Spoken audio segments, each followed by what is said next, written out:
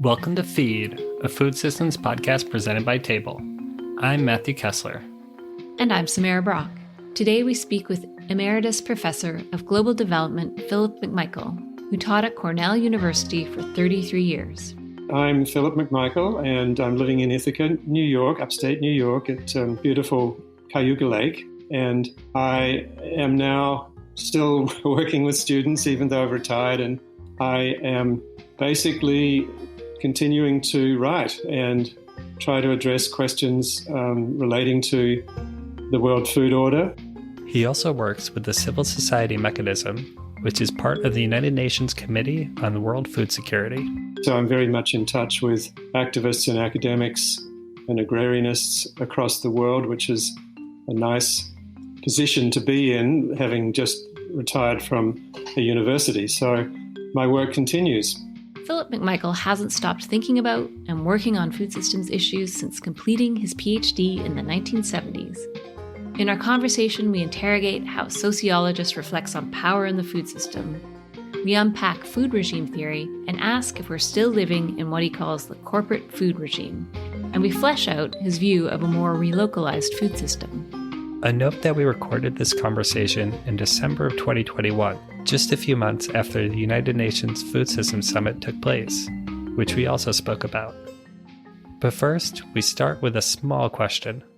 There's a lot of ways to understand power. How do you think about it? Oh, that's a big question. So power, I think, is multidimensional, first of all, and I think the kinds of dimensions that I would be focusing on are the political dimensions, which refer to hierarchies of class, race, and gender, as well as state institutions such as the police, legal systems, and education. Then there are the material dimensions, such as the military, the use of military power, the power of private property, economic power. And then there's epistemic power, which refers to the way in which we see the world, the way in which we learn to see the world through education quite often. And so that concerns issues to do with the kind of narrative about food systems and about development and progress and change and technology, the role of technology. And then finally, the other dimension of power, of course, is collective action. And that's a very important dimension. And it represents a form of what's often called counter-hegemony, and that is presenting different ways of seeing the world and acting in it.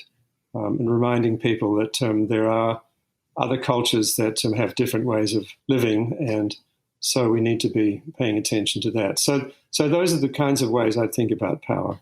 And you're a historical sociologist, and we'd be curious to hear about how that training has influenced how you conceptualize power, and also if there's particular thinkers that you have drawn upon when framing your ideas around power.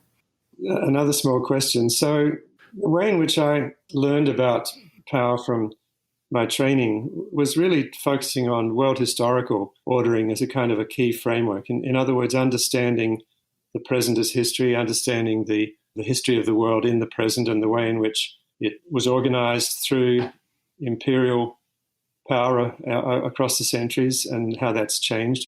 So I think that one of the most interesting dimensions is understanding that the concept of development, which I've been teaching now for almost 40 years, I guess, but is really one of the sort of key narratives, if you like, of the modern world. And it's a fraught concept because it's not working in a lot of places, including in the United States.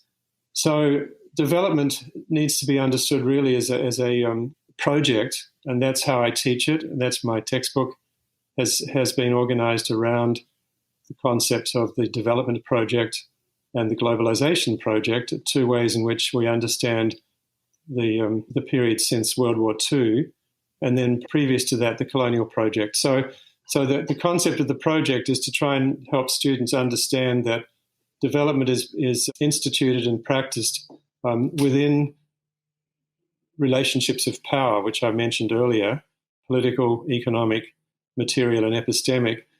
And so it's very important then to understand that it's not a natural process, that it's actually shaped by political relations in particular, and they can be relationships that are contested.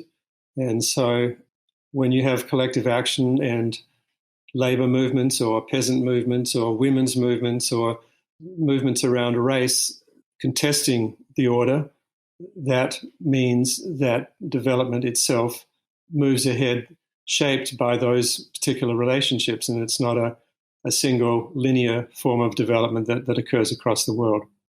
So in summary, Philip McMichael describes development not as a natural or linear process, but as a complex transition that every country is undergoing, and it's often impacted by a historical legacy of unequal global power relations. He has authored a textbook called Development and Social Change, which we'll link to in the show notes if you'd like to read more.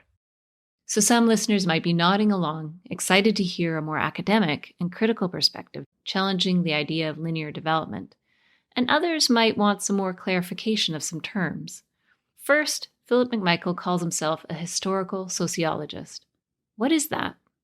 Well, I'll try and put it very quickly. A sociologist a conventional sociologist tends to examine society in the present, just to put it briefly. A historical sociologist attempts to understand the rise and formation of societies.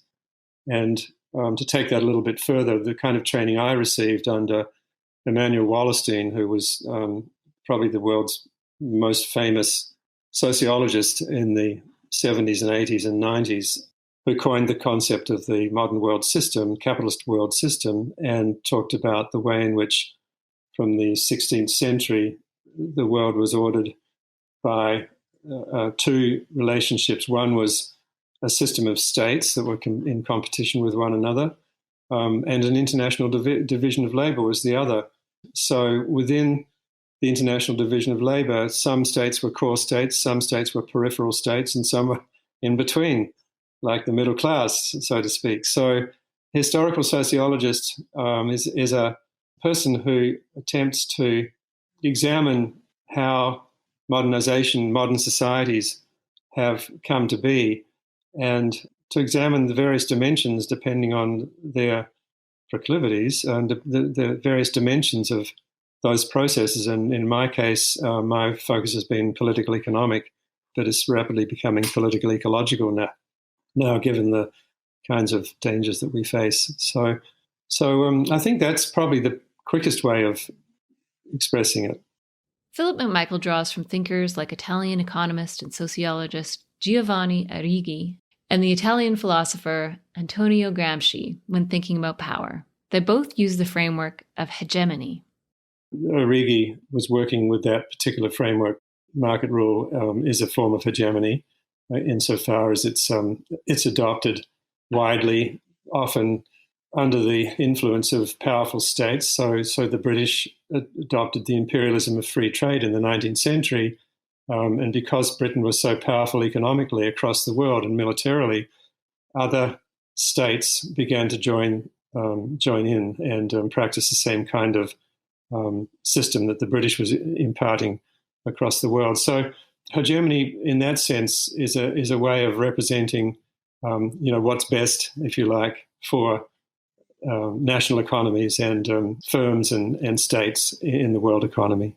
We asked Philip to expand on what he means by hegemony as a shorthand to decide what's best. It's a way of representing what is the most favorable way of organizing a society or organizing world societies, in the case of, say, world system theory. So it's an elaboration of a set of understandings about how societies should organize themselves, how they should proceed in terms of addressing what's best for members of society and how economic development should take place. So hegemony is an exercise of power within the society as to how the society should be organized and run.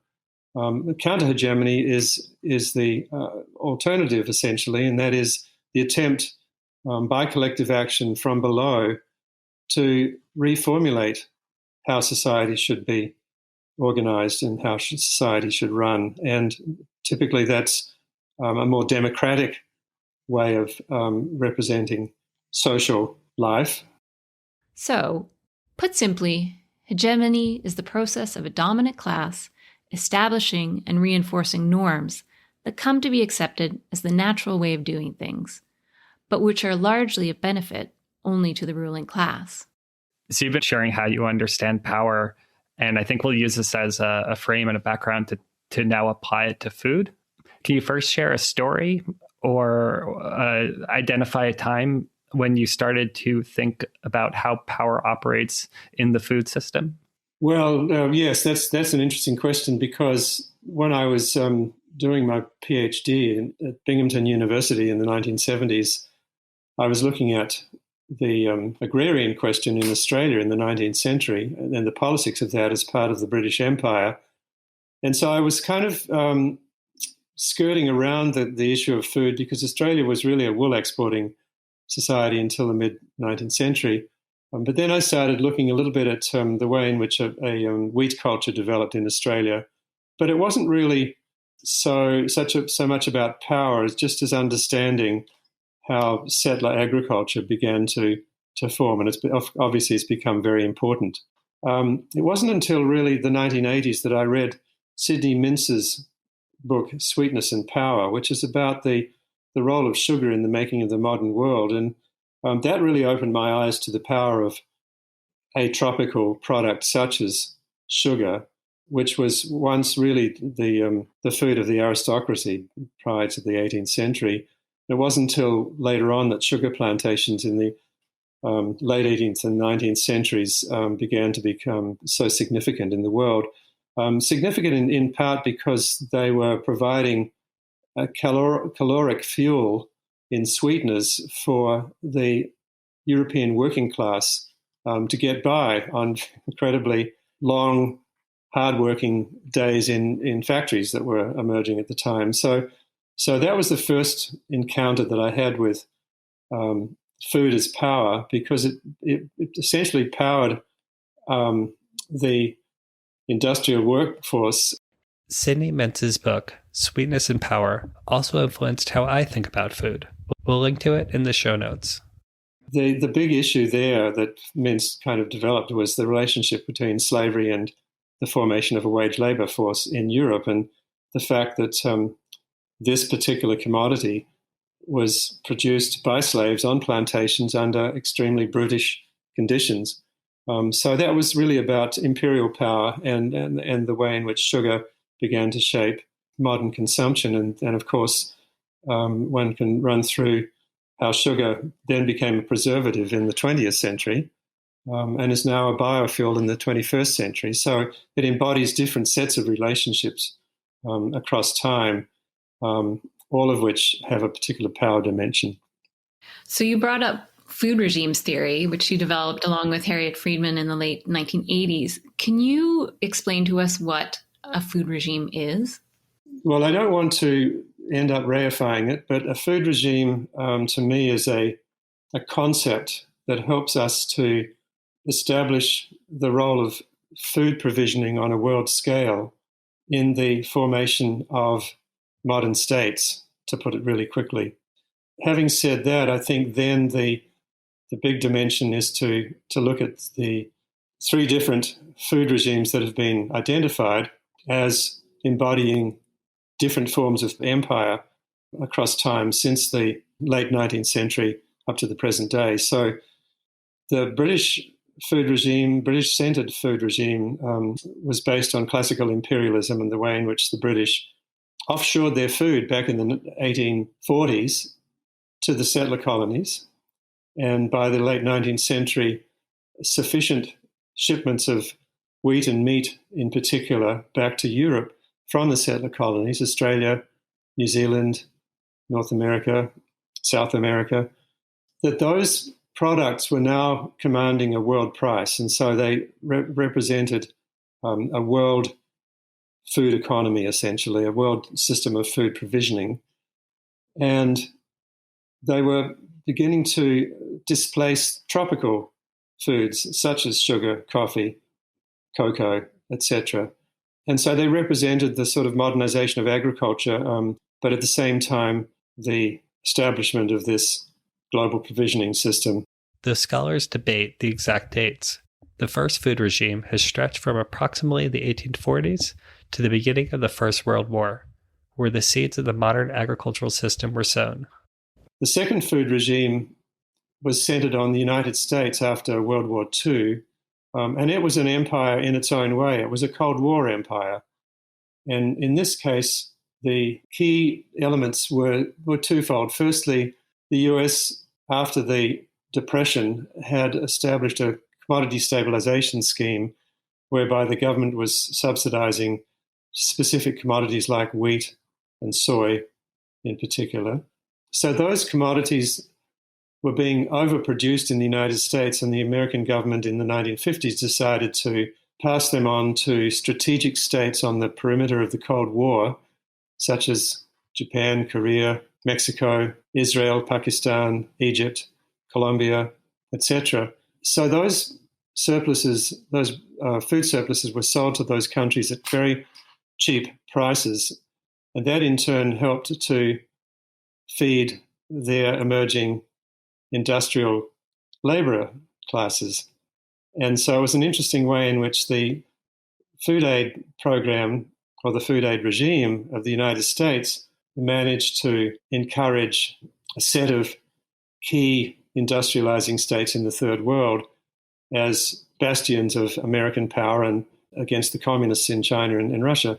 While some have championed this food regime for its success at feeding undernourished populations, others criticize the way that food aid programs have affected economies and politics in these countries.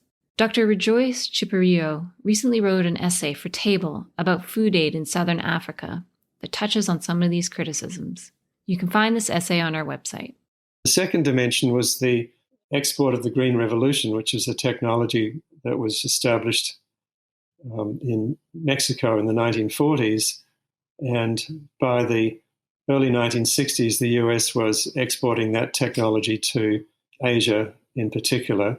And so that was a part of the second food regime, the US-centered food regime, insofar as it represented the export of new agricultural technology, much of which had actually been developed after World War II, when the US reconstructed Europe and established agribusinesses in Europe to help Europe get back on its feet and modernize or industrialize its agriculture. So that was the second food regime. And that international process set up a tension between elaborating national states, which was the big deal after World War II, economic nationalism, the American New Deal, all of those projects were an attempt to, and decolonization, of course, were an attempt to elaborate a world system of nation states as countries in the non-European world began to gain their independence, in particular in Asia and Africa at the time. Latin America was much earlier than that.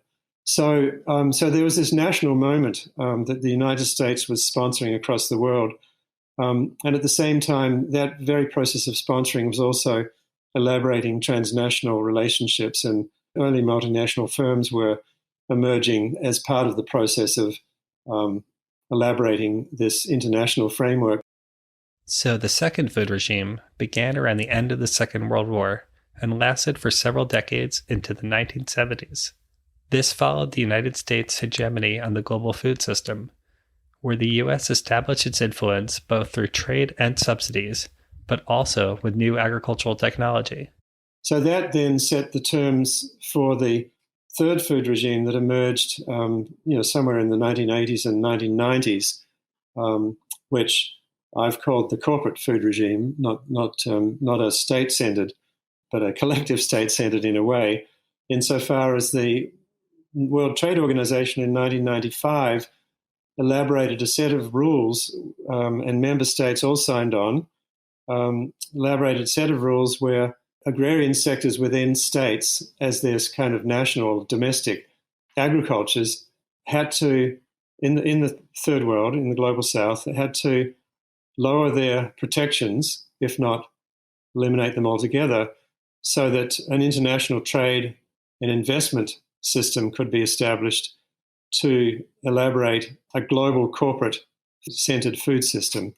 And that, of course, is changing now in various ways. But it's a way of actually going back to my comment about power, showing that these three different periods were elaborated as forms of empire: a classical empire under the British Cold War Empire with the US, and a market food empire that was instituted by the World Trade Organization in the 1990s. That's a quick kind of summary of the three moments. It's a way of periodizing the modern world. It's a way of showing that world capitalism didn't evolve in a linear, straightforward direction, that it involved different sets of power relationships, different kinds of imperial structures, and of course, different ways of organizing and modernizing, if you like, or industrializing foodstuffs.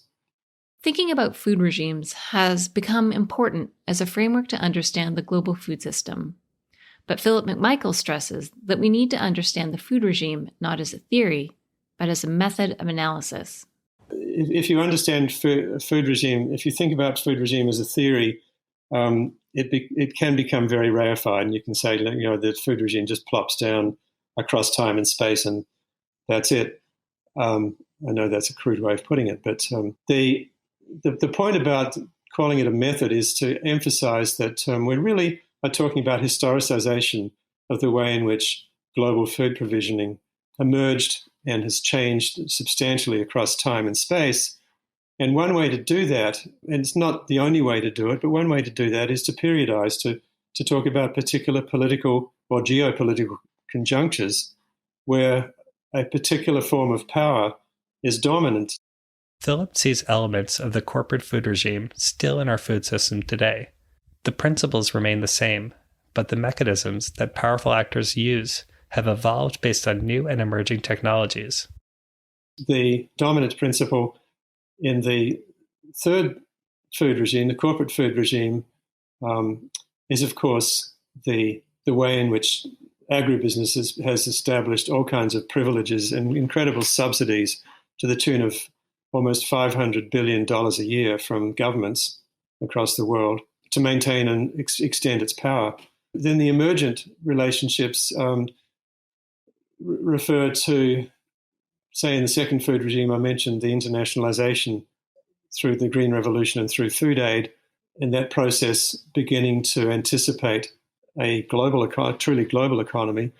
In the third food regime, the emergent relations, and the second thing is the rise of digitalization and how that whole process of elaborating biodigital relationships in agriculture is ceding power to very powerful digital companies, and I'm thinking of Google and Amazon, etc., as well as blockchain data firms that are beginning to map the world with satellite imagery, so that every square mile of the world's land is being mapped very closely according to weather patterns and soils and topography. So that means that knowledge about local landscapes is being squirreled away through the elaboration of these data sets, these huge data sets that become a new form of power in terms of removing knowledge from local farmers and storing it in blockchains, etc. So that's another development that I think is transforming what I like to call the corporate food regime, because it's becoming much more than simply agribusiness. It's becoming a financial and a digital reality, that areas of financial power and digital power that complementing, if you like, agribusiness power. So it may still be referred to as some kind of corporate food regime, but not just agribusiness. But we'll see.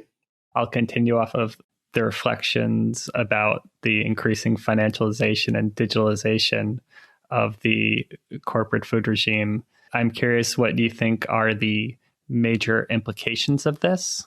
how do you think this will impact different landscapes, different people, different cultures? Will that happen evenly or unevenly?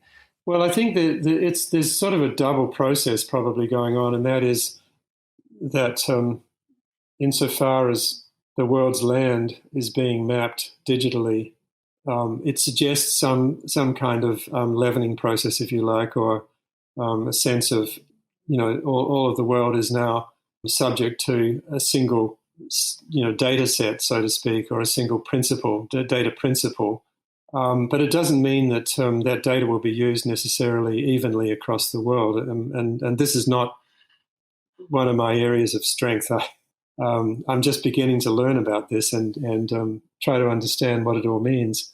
I mean, I guess I would add a caveat that I'm not necessarily opposed to the collection and elaboration of such data. Depends on who controls it. I mean, I think that's the big issue. So power becomes a very important part of the story. And what I'm concerned about is that the data is being stored in blockchains that are becoming the property of the digital companies and the financiers who support those companies. And essentially that means it's knowledge of landscapes is being monopolized by people who never farmed in their lives. That makes me think of a very quick comment that a terrific recent book called Seeds of Power by Amalia Leguzman. It's about the Argentinian soy frontier that's being expanded to feed Chinese pigs. And she points out that people making the decisions about the soy frontier are sitting in air-conditioned offices with information technology and high tech. But out on the frontier, mothers are mobilizing to try to make it clear that the soy frontier is actually poisoning their children. And so there's this disconnect between the local and the urban, if you like, and or the global. And what it means, I think, is that the organization of food production and the management of land is being undertaken basically from a distance, to put it really quickly, by people who don't necessarily, who don't have any relationship to that land except, through digital relationships. According to Philip McMichael, new technologies do have the potential to reduce resource use in agriculture, but he's concerned that these technologies might further shift power away from people working on the land. I think that the point of elaborating such data is to assist what's called precision agriculture, where each acre of land can be distinguished as requiring so much, or being able to cope with so much agrochemicals, how much water it needs, and so forth. So that the whole idea is to try to ensure that food production on a large scale is managed in such a way as to reduce the toxicity of the land and, of course, the food that's produced on the land. And I think the big point here is that we're talking about monocultures. We're not talking about biodiverse or polyculture agriculture. We're talking about monocultures. So critics argue this is a form of greenwashing. It's a way of attempting to improve and make more sustainable the food production across the world that's internationalized. It's an attempt to rectify some of the grossest environmental depredations across the world, but it's not addressing the issue of who has access to the land, who has knowledge across the centuries about how particular landscapes operate, who knows about polyculture, that is biodiverse agriculture, where you plant various sets of crops to anticipate drought or different weather patterns, so that some crops may not survive but others will. So that kind of seed knowledge is so important at the local level, and of course it's being undermined, erased essentially by the movement of the knowledge away from the land into high-tech offices, to put it really quickly. So it's an interesting conundrum. Another important question is whether actors with such different visions of food futures can still come together and find common ground. In some of my work, I've tried to argue that both of these sides, if you want to call them sides, need to meet at some level and recognise that healthier agroecological methods, where you farm with nature rather than against nature, and farming against nature means you have to use manufactured seeds and agrochemicals, fertilizers, etc., to grow these crops, rather than to attempt to establish agroecological methods where food production takes place in such a way as to replenish soils and water cycles, etc., rather than to undermine them. And of course, Tom Philpott's book, Precarious Bounty, which just came out last year, is a wonderful study of the undermining of the soils in the Midwest in the United States, and the fact that industrial agriculture in the US is on a precipice. And at the same time, what he's doing is he's pointing out that small and medium farmers are beginning to recognize that they need to disengage from commodified inputs such as chemicals, fertilizers, purchased seeds, etc., and attempt to return to a much more ecological form of farming, which means developing polycultural methods. So I mean, I think that this is an issue that we're going to be struggling with for some time. And in fact, the International Panel of Experts on Food have labeled this the long food movement, arguing that there's this contestation between high-tech and low-tech, low-input agroecological methods that's going to shape how the future food system is going to evolve. You mentioned a lot of trends and other factors that shape each food regime. Is there a who doing this shaping? Is it something purposeful that certain actors are doing to these systems? I think your question, Samara, makes a lot of sense now, because we've just witnessed in September of this year the United Nations elaborating a food systems summit on the 23rd of September in a partnership with the World Economic Forum, which represents the world's 1,000 largest corporations and meets regularly every year in Davos in January. What I think was going on there was an attempt to organize a different way of governing the world food system through essentially corporate power, to put it really quickly. And so it's not really about individuals so much as sets of people who are representing powerful groups, such as philanthropists, the Gates and the Rockefeller Foundations, for example, corporate agribusiness interests and various firms, agribusiness firms, food retailers, etc.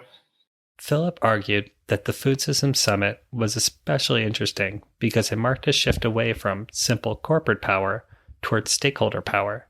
But it didn't necessarily follow a path of bottom-up governance, since there was only a select group of stakeholders involved. The founding chair of the World Economic Forum, Klaus Schwab, basically elaborated a theory of the Great Reset. And what he's been arguing for some time, and he's a very clever man, is that shareholder capitalism is not necessarily socially responsible, whereas stakeholder capitalism can be more responsible to different stakeholders within society. On the face of it, that's a fairly liberal perspective. And the thing is that the UN Food Systems Summit in September of 2021 had a very selective set of stakeholders.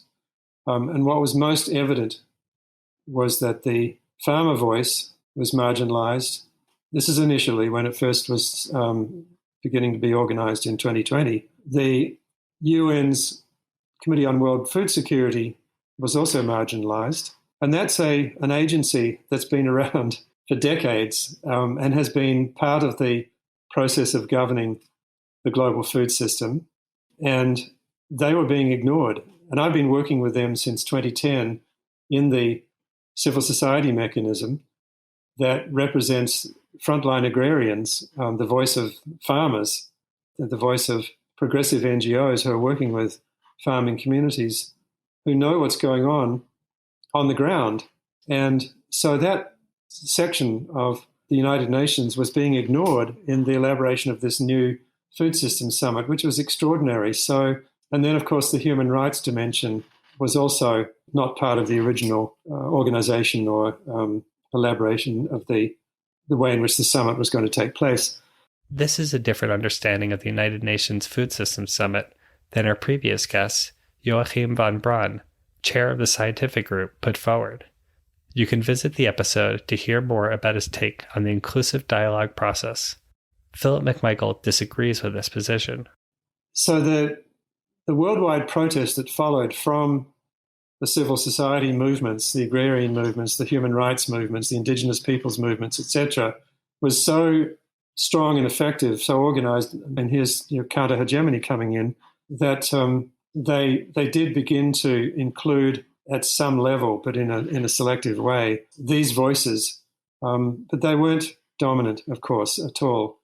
And at the same time, a science policy initiative was established to give voice to a set of independent scientists across the world who would be providing scientific advice to governments about how to develop more sustainable forms of agriculture. And here, of course, I think digitalization and precision agriculture and climate-smart agriculture, all of which I've said at the moment don't alter the power relationships on the ground, don't include farmer voices and farmer knowledges, of course, and this is where I'm going with the scientific group, that this was a set of independent scientists who were set up to advise governments from the findings of or discussions or recommendations from the Food Systems Summit at the expense of inviting the people who are actually farming the land. And here we're talking about,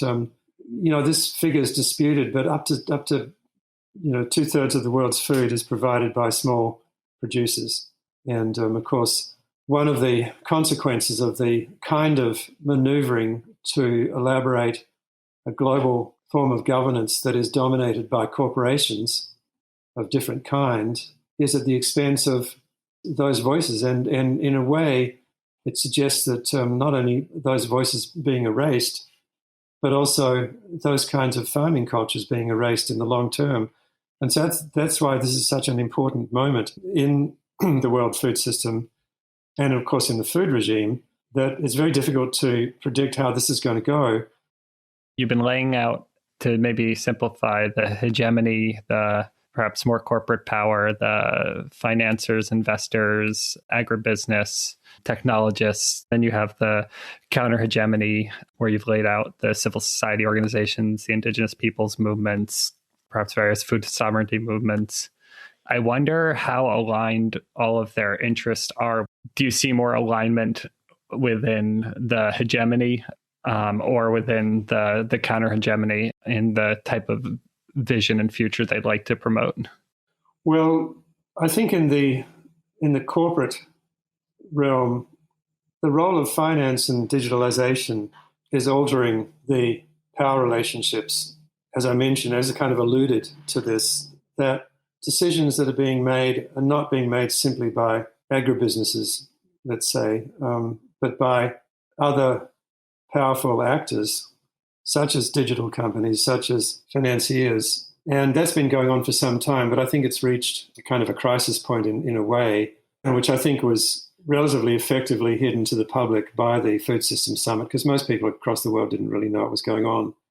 But the opposition from the agrarians across the world, they knew about it and were very aware of it. So, I mean, I think that within the most powerful grouping, I'm sure there's some contention about how to move forward. But I'm not studying that right now, just reading about it occasionally. I think within the oppositional group, the counter-hegemonic group, there are, of course, differences. I think, there are differences between, hardcore agroecologists on the one hand and other more reformist, regenerative types who want to move towards a more ecological agriculture but are not necessarily disengaging from the market system in terms of various inputs. And I mean, that's probably an issue of gradualism. I think that over time, all of those counter-hegemonic groups will move towards attempting to elaborate an agroecological vision. But in the meantime, I think that there has to be some kind of rapprochement between the two sides, if only along the lines of small farmers engaging with ecological scientists, for example, to help them understand more about their systems of production and their relationships on the land, etc., particularly under changing climatic conditions, drought, etc. Those kinds of things are going to be very important.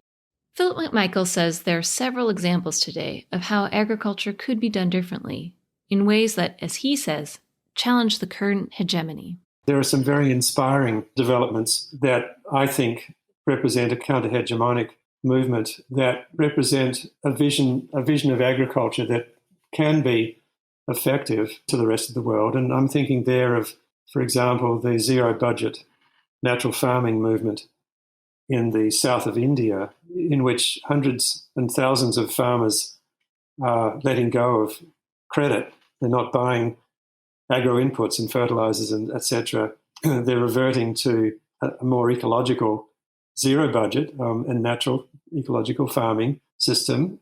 And what's so interesting about that is that local states have been very supportive.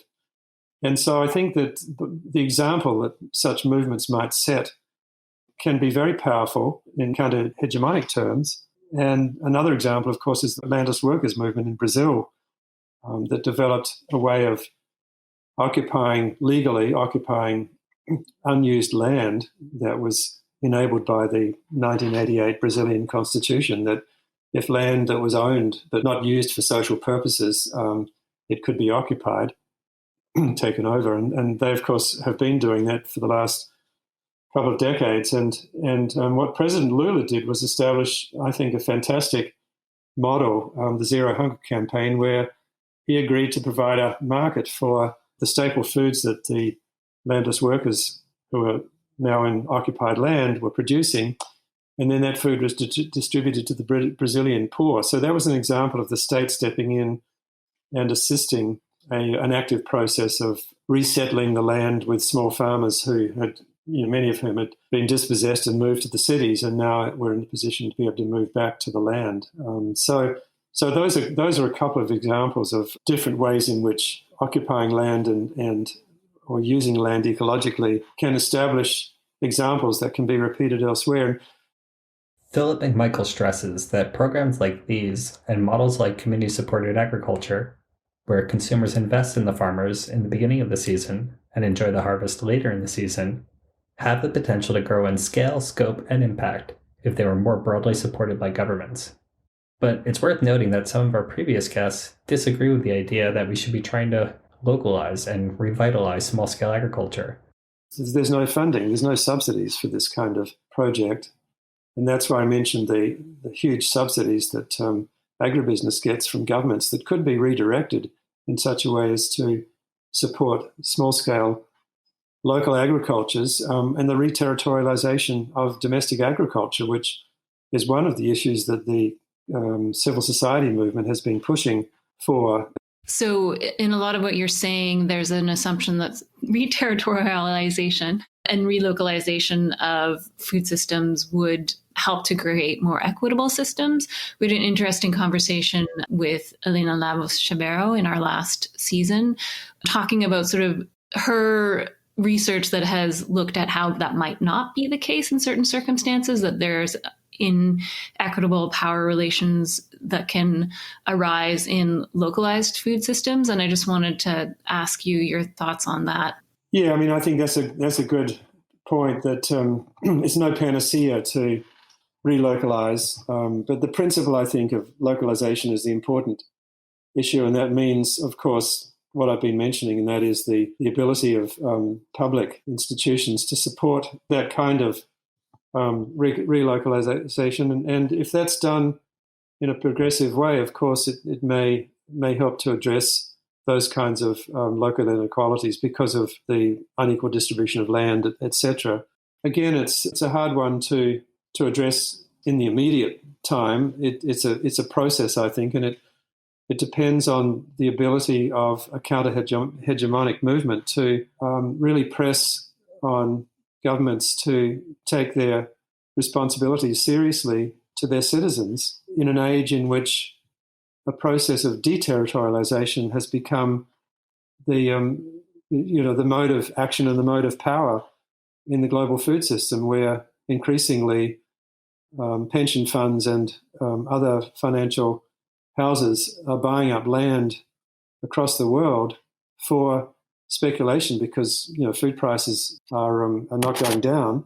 So what's happening is that nation states are losing their control over their own territories, and so I think it's really a big question of how movements can encourage states to become much more interventionist with funding and support, scientific support, infrastructural support, and so forth, to reestablish vibrant, democratic domestic food systems.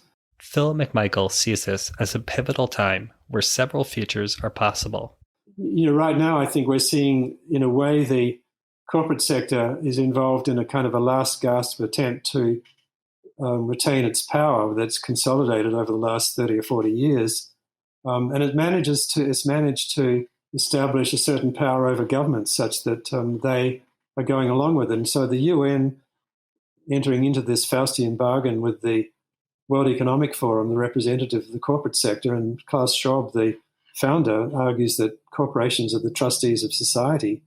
That means that states are giving up their obligations to address human rights and the social contract and civil well-being, etc.